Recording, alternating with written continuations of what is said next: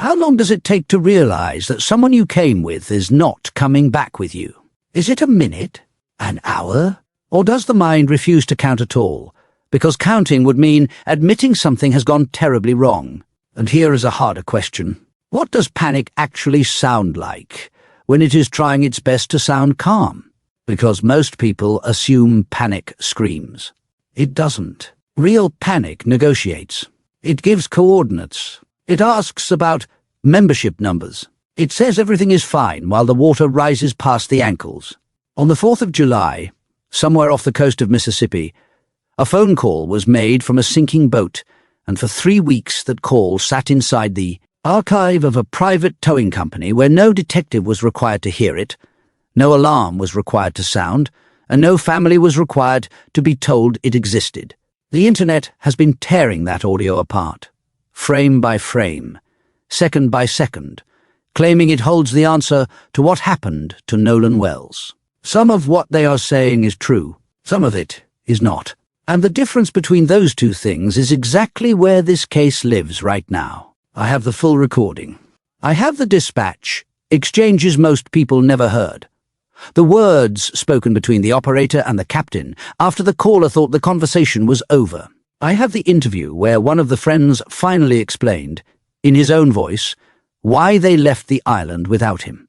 And when you put all of it in one place, in the right order, a picture forms that nobody else has shown you, because nobody else has bothered to separate what is documented from what is noise.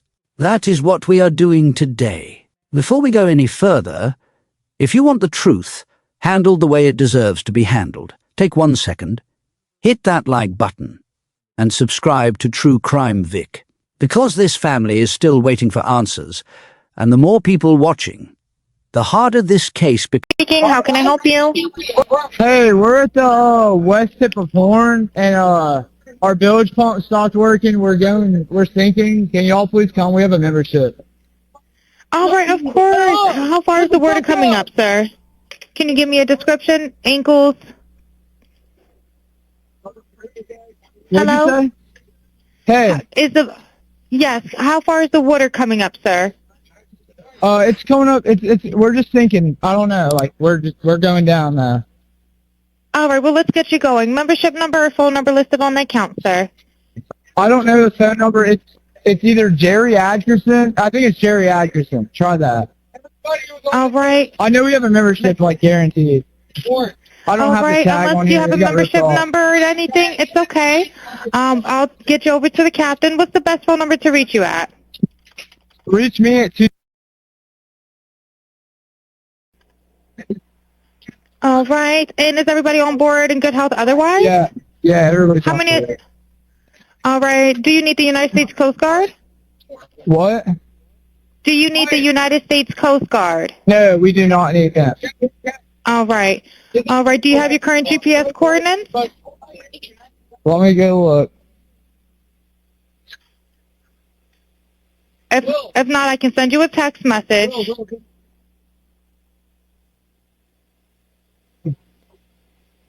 North. All right, are you ready? Yes, sir. I'm available. North 30 degrees. By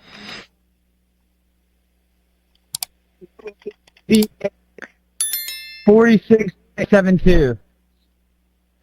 All right. 4672.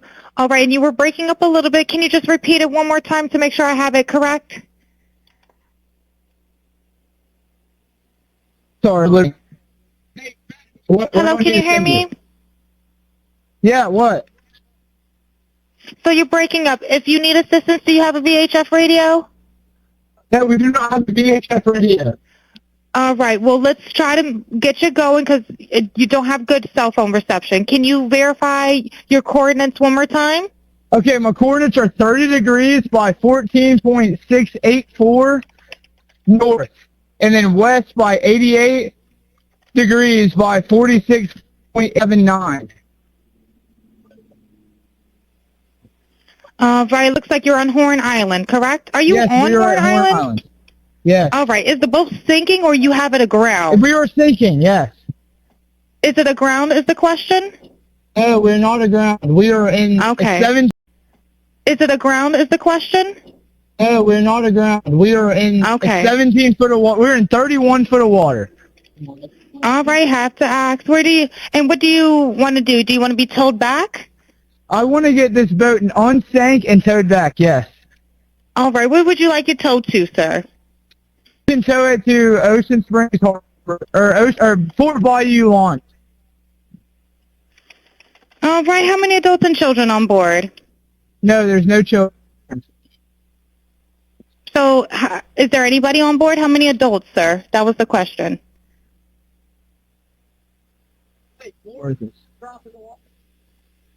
Hello, can you hear me? Gotta jump in and pull the plug, Bart, while you're going. Hello, sir. Hello. Yep, I just need you to answer these questions so I can get you over to the captain. Okay. How many what's adults going on board? There's 0 adults on board. There's nobody on board the boat? No. Nobody right. here is over the age of 21. Sir, that was not the question. Is there a person? Is there a person, a living individual on the boat?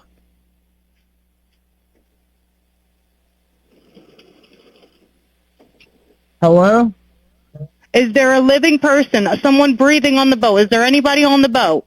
Yes, there's lots of people breathing on the boat. All right, how many people, sir? Like 7. All right, thank you. Does everyone have life jackets on or available to them? Yes, we have life jackets available. All right, verify what boat's sinking. A Triton, 22-foot offshore, 22-foot Triton offshore sea flight hull. All right. All right. Please hold. I'm transferring you to the local captain now. Okay, thank you. This is Captain Seth. Hi, Captain Seth. This is Vicky from International. How you doing today? Doing good. How are you? Good, good. I apologize ahead of time. I really do. You're going to have a fee-for-service come up under Jerry. Okay. It sounds like a bunch of kids on board on Horn Island. He's letting me know that his father's a member, but he can't give me any information. And he's saying the boat is sinking, and he's on Horn Island. It's just unfortunate. He's just a kid. There's a lot going on. So Right. he said there's about a lot of people on board. He says he thinks about 7. I'm guessing they're all under 18. Okay. And I'm not trying to be rude. He wants you guys to go out there and unpump the boat and then tow it in. Do you know what kind of boat it is? He said a Triton 24-footer, but that's all he can give me. Okay. All right. Yeah, I just actually got off the phone with his grandpa, who I'm guessing is the owner of the boat, and Is it he Jerry? said that Jerry. Yeah, he said. Okay. I just hung up with him. He said that they don't need any help right now, but if something changes, they'll call me back. So Oh, right. I'm guessing that they may have figured it out, because that's what he said. So they're in a panic and their boat won't crank. Yeah, Or, they're in a panic. He's saying the bilge is not keeping up. I asked for Coast Guard. He said no, but he's just really upset on the back end. And, I get it. It's a kid. He just doesn't understand. oh, okay. Do you still have him on the line? Yes, I still have him on the line. And, again, I couldn't find he couldn't give me anything regarding his grandfather's, membership, so it's just under Jerry fee for service. Okay. All right. Yeah, I just talked to. If you want to, we're so tied up right now. We can't really do any non-member jobs right now. Is Jerry a member? Did you find out if he was a member or not? Yeah, I'm not sure if it's his boat or what. I'm not sure what's going on with it. But yeah, transfer the kid over. I'll talk to him, and then I'll call his grandpa back as well.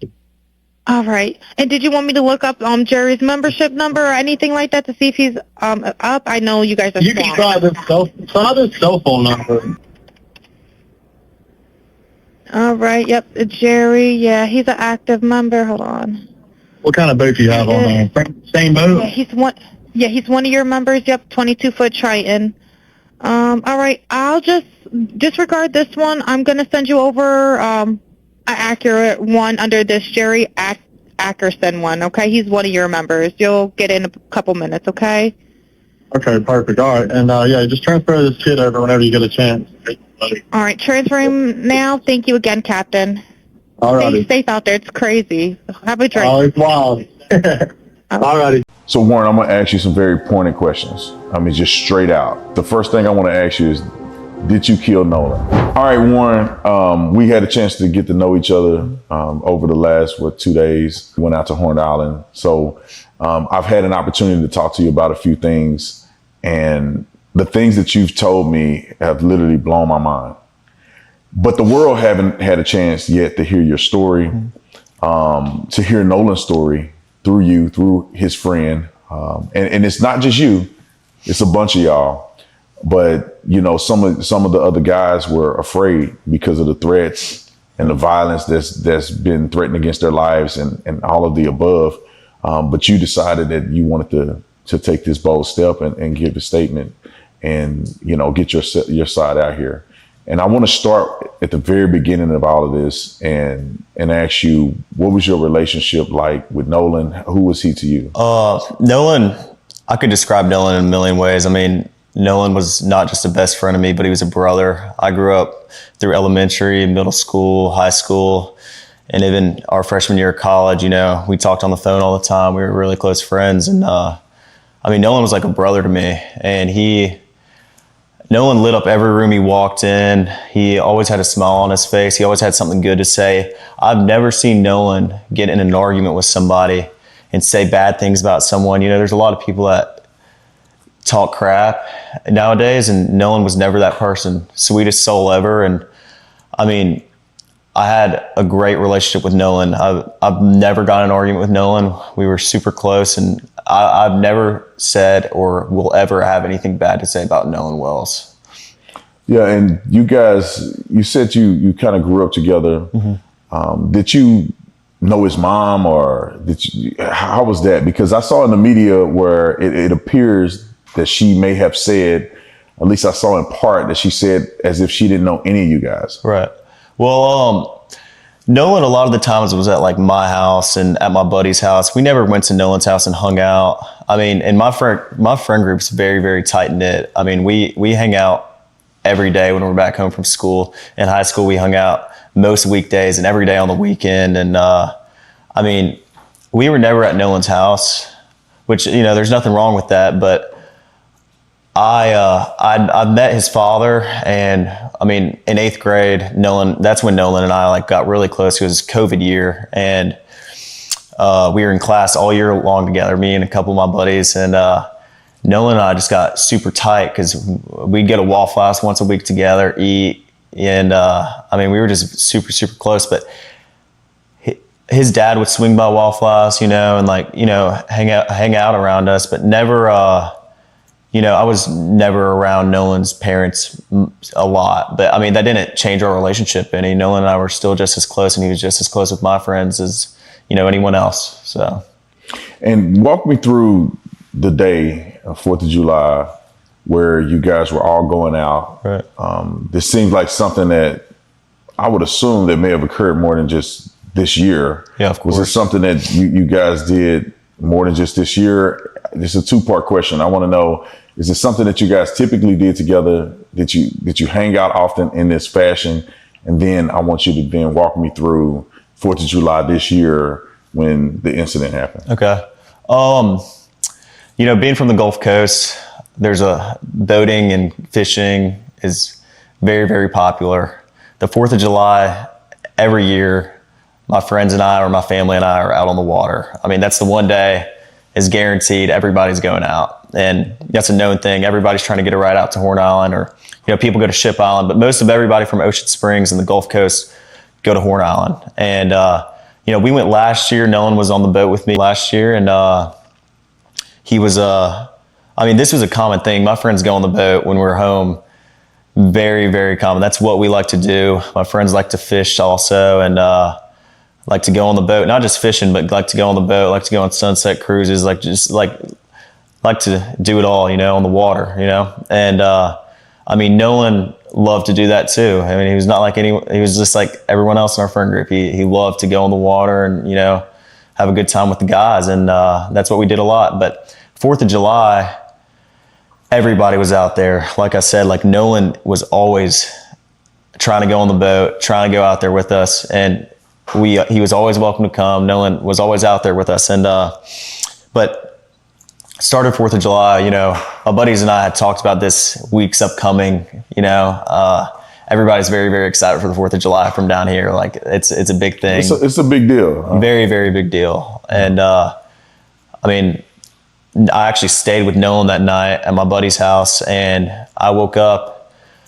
at my buddy's house, and we went to McDonald's, got food. Nolan was not with me, and I went and got breakfast. I had my buddy's boat hooked up to my truck, and well, first I ran to my house, then I went to McDonald's and came back, and the boat was already hooked up to my truck. My buddy Wyatt and I went, and with my buddy, and we went, topped the boat off, loaded it down with ice, and just got everything ready. Then Wyatt went and put his smaller boat in the water, which is the Palm Beach. He's an 18-foot Palm Beach, and I drove the boat from Fort Bayou Boat Launch to my buddy's grandparents' house, and that's where we all planned to meet up that day. And you say we all, who are you talking about? You, Nolan, and how many people are going to meet you guys there? We had roughly 20 to 30 people coming on 3 separate boats with us. And so we were all following each other out there as one big group. It wasn't just me and Nolan and a couple other of my buddies. There was 20 or 30 people spread out where we all met at the dock before, and then we departed to go to Horn Island. It wasn't just a couple of us. I mean, there were so many people, we had to split up between 3 boats, and we all left and all got there at the same time. Yeah, I just want to make sure that's clear, because the statements that are out there made it appear that it was just you, Nolan, and probably 2 or 3 other guys, and y'all are the only ones that went out to this island. And that's completely incorrect. I mean, Horn Island on the 4th of July is the most popular day to be on the water throughout the entire Gulf Coast. I mean, everybody and their mom is on the water on 4th of July, There's no telling. I mean, roughly probably 2 to 3, maybe even 4,000 people out there. There were boats lined up off the island. I mean, there was 3 rows of boats all the way until my vision ended, until I could see of people there was 1 row of boats, and then there was another row of boats, and then there was a 3rd row of boats. Yeah. I mean, there was people lined up all up and down the island to where, I mean, who knows? I mean, and that wasn't just, we were parked on the north side, on the west tip. It wasn't just there. I mean, there's tons of people packed out on the south side and on the east end and in the middle of the island. But just where we were, I mean, there was easily 1,000 people. It wasn't just us. Let's go back a little bit. I want to go back to you guys at the dock, getting on the boat. You're saying there's multiple people, probably 20 or 30 people getting on 3 boats. Right. What boat were you on, and what boat was Nolan on? Nolan was on Wyatt's 22 Triton. On the way out, I went with my buddy Bart, because we had a lot of friends from college coming down, and I called Bart that morning. I was like, "Hey man, can you take your boat out?" And he was like, "Yeah, well, my dad's decided not to go, and I'll take the boat, and I'll take you and your friends." Of course, I mean, he's a buddy of mine. And so Bart pulled up at the dock, and I mean, I rode out there with Bart and a lot of the girls that go to college with my friends and I, and Nolan rode out on the Triton, and then we had a Palm Beach, 18 Palm Beach. There was 4 guys on that. There was like 8 people on the Triton, and then there was 8 or 9 people on the Triton, and then there was the rest of the group, which was ranged from maybe 10 to 15 or 16 people on my buddy's tide line, which is 24 tide line. And so you guys get on, and I know a little bit more than the audience do, because we went out there a little earlier, because I wanted to see exactly what what the drive was like, what the dock was like, how far it is out there. Of course. But I want you to tell, the audience, like, what was this trip like? How was the waters?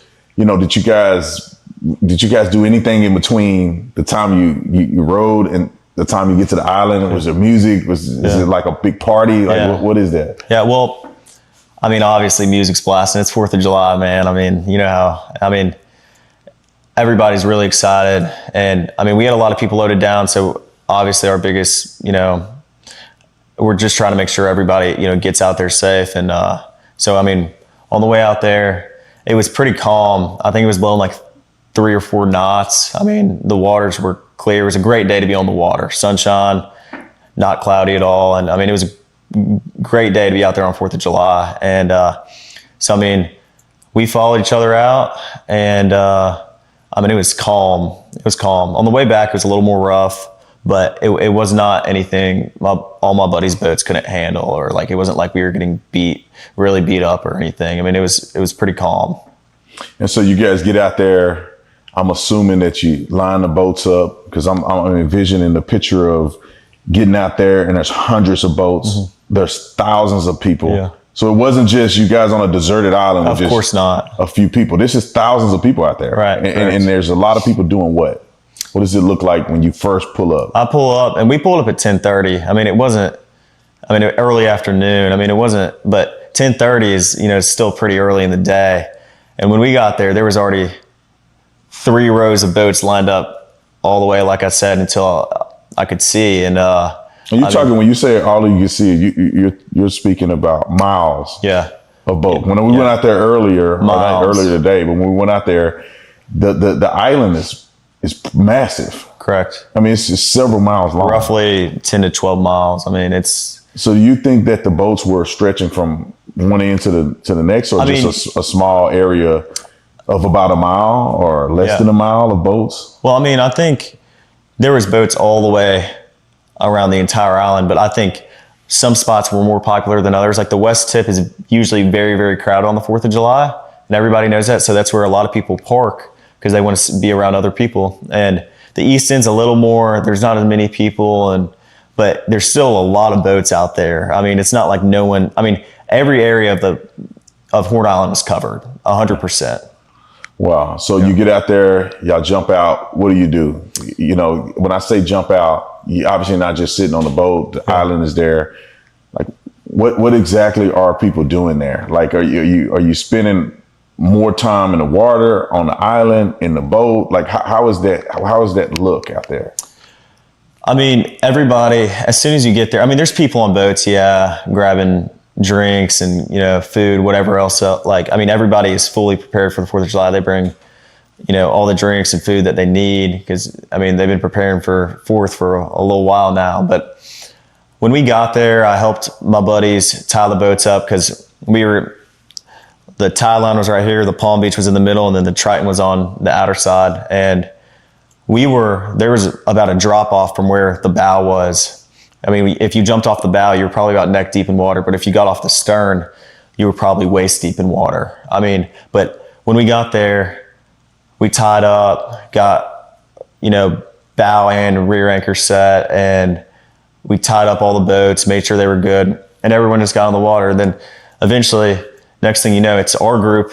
And then, next thing you know, there's 50 other people around us. And then it just grew and grew as the day came on. And, that's just how it was. Everybody's drinking, it's 4th of July. Everyone's just trying to enjoy themselves. And, it's a big party, basically. Big party. Yeah, so y'all pretty much having a good time. Just like anybody would imagine, 18-year-olds, probably 20-year-olds, college students, out on the island, women, you probably had alcohol. Y'all having a good time. Yeah, of course. And so where's Nolan in this? You guys out there, the friend groups are out there, 3 boats full of people that came out there that seem to be the closest friend group. Right. Where's Nolan in this in comparison to where you and others are at? Well, I had a couple conversations with Nolan that day, and I talked to him and a couple of my other buddies. They are in a group. I was not focused on anyone solely, like looking and pointing anyone out, because there's so many people out there. I mean, I was talking to my friends that I haven't seen in a while from high school. I was talking from people I knew from college. I was talking to, everybody my age, and even people older. than us were, over there. Like, I mean, it was just a regular thing. We're all used to this. We've been out to the islands before. My buddies don't just go out to the island on 4th of July, but they go out, every weekend. And like, I fish the islands. I don't just, fish around Horn Island. I fish around Ship Island too. So I'm very familiar with the islands. And I feel like it was just a big, I talked to Nolan, and, Nolan was drinking. Everybody was drinking, most of everybody. And I mean, Nolan seemed completely fine every time I talked to him. We had just regular conversations, and Nolan was making me laugh. I had a couple conversations with Nolan and Javon, Nolan and my buddy James, Nolan, and I mean, I could tell you, I mean, I talked to Nolan a couple times, but it wasn't like I was strictly sitting there talking to Nolan the whole day. I mean, there was hundreds of people I knew out there. So yeah, and Nolan said something interesting. You told me about this. Something he said to you, I would say would be indicative of y'all's friendship. Right. And then he also mentioned something to you about that particular day and what it meant to him. Right. And could you share that? Right. Yeah. So Nolan and my buddy Javon are talking, and I grew up with Nolan, and Nolan's just like I said, like just so joyful, like always happy. Like every picture I have with Nolan or picture I have of Nolan, he's smiling. I mean, like he's always happy. If I always need like a shed of light, I'm calling Nolan, and Nolan and I laugh and joke a lot. Like that's how our friend group is. We're really jokingly laugh. No one takes anything that serious. We enjoy our time together. I mean, there's never any awkwardness within our friend group. We're very, very tight. So if I ever need to get something off my chest or talk to anybody, I'm talking to all my friends. I'm not just talking to like specifically anybody. I would go out, like even if I'm having issues with something, I go talk to my group chat, and my guys are there to, give me a hand anytime I need it. And all my guys are, all my buddies are the same exact way. Nolan was the same exact way. If you ever need something, I'm here, man. Like that's how he was. So. And then you guys get ready to leave prematurely. Right. And like, explain that, because you guys got there around 10. Yeah. It's now 4:30. Right. People are still out there partying, and Correct. they're having a good time, but something happened to where it necessitated you guys to get the boat up and running. Can you explain that? Yeah. On its own, because here is where the record ends, for now. 6 days after burying her son in front of hundreds of mourners, Christine Wansley walked her grief into the Jackson County Chancery Court. She filed a petition to open Nolan's estate and to be appointed its administrator.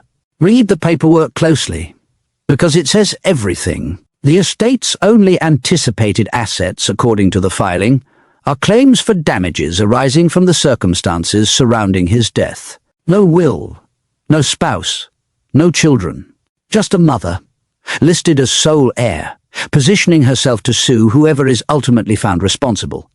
The moment there is someone to sue. That is not a woman waiting for the system anymore. That is a woman building her own, and she is not alone. At the funeral, Reverend Al Sharpton announced a $50,000 reward for information, leading to an arrest and conviction, and filmmaker Tyler Perry matched it, putting $100,000 on the table for anyone willing to break this silence. Somewhere out there is a person who watched a crowded beach empty out on the 4th of July and knows what the cameras missed. 100,000 reasons now exist for that person to speak. When they do, you will hear about it right here. Subscribe to True Crime Vic, hit the like button so this reaches the people still guessing, and turn on notifications, because this family has waited long enough, and the next update in this case will not wait for anyone. Justice for Nolan.